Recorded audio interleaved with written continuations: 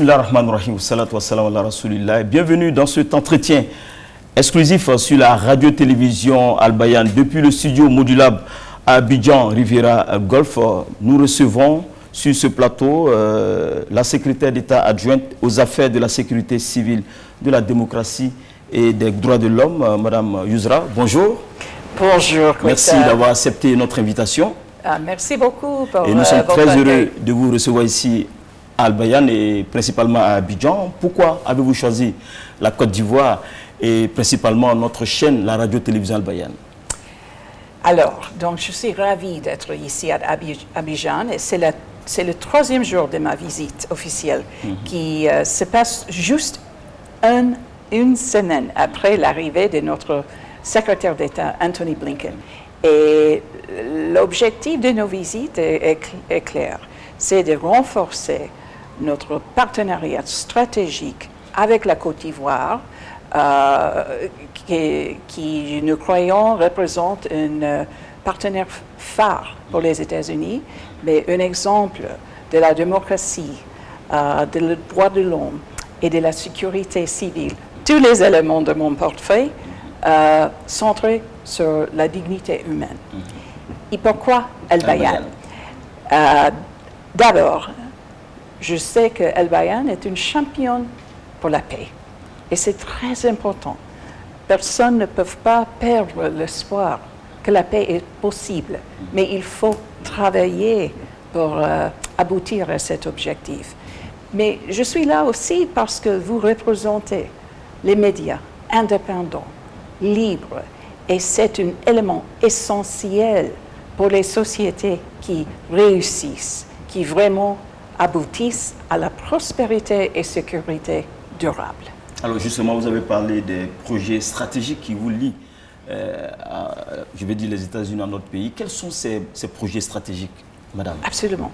Je suis vraiment ravie de partager la nouvelle d'un nouvel partenariat entre les États-Unis, le gouvernement de la Côte d'Ivoire et le PNUD. Et juste hier, nous avons lancé un projet pour élargir l'accès à la justice pour tous les Ivoiriens. Et pour soutenir ce projet, les États-Unis ont fourni plus de 2 millions de dollars américains pour aller sur deux voies principales. D'abord, élargir l'accès à la justice et la professionnalisation, la formation des acteurs juridiques dans tous les pays. Mais deuxièmement, avancer la modernisation du système judiciaire ici en Côte d'Ivoire, parce que la justice, l'accès à la justice est aussi un des éléments fondateurs des démocraties qui vraiment représentent et servent le peuple. Charles, alors comment les États-Unis soutiennent les pays côtiers dans cette grande lutte contre le terrorisme et surtout contre l'extrémisme sous toutes ses formes? Oui, l'extrémisme violent, c'est une menace particulière dans cette région. Mais nous avons un programme d'action dans un esprit de partenariat très important. Et l'axe principal, c'est notre nouvelle stratégie pour prévenir le conflit et promouvoir la stabilité, dans lequel la Côte d'Ivoire est le pays phare pour la région de l'Afrique de l'Ouest côtière, avec Ghana, Togo, Bénin et la Guinée. Et concrètement, qu'est-ce que nous avons fait? Exactement. Les dernières 2 années, les États-Unis ont investi plus de 90 millions de dollars ici en Côte d'Ivoire pour avancer sur 3 voies principales. D'abord, avancer la cohésion sociale. Deuxièmement, élargir la capacité du gouvernement ivoirien pour fournir aux besoins de ces peuples.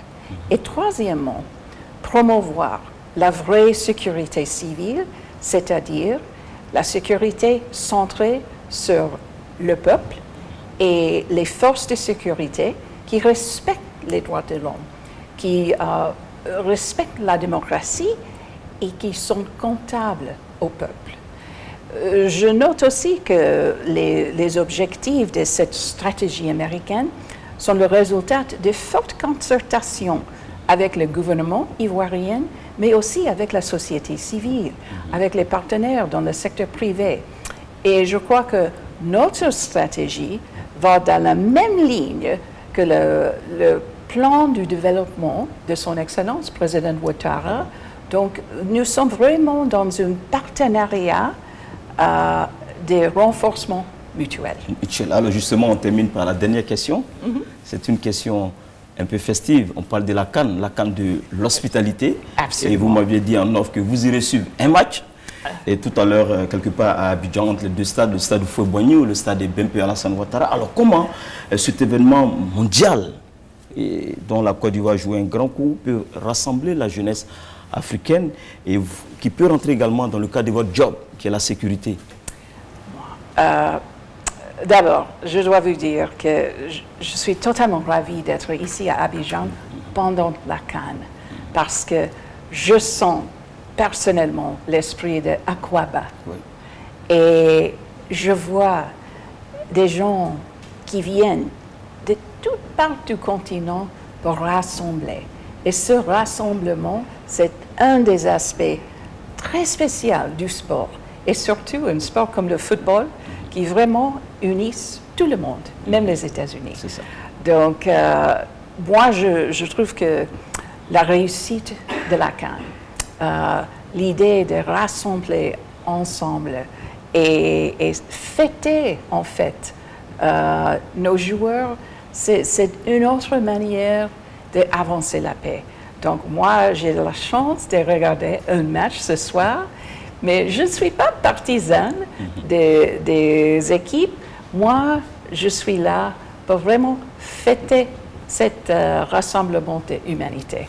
Merci beaucoup, madame, d'avoir accepté cet entretien exclusif sur la radio-télévision Al-Bayan. Et merci à vous. Et je peux partager un mot en partant. Allez-y. Allez les éléphants. Allez les éléphants.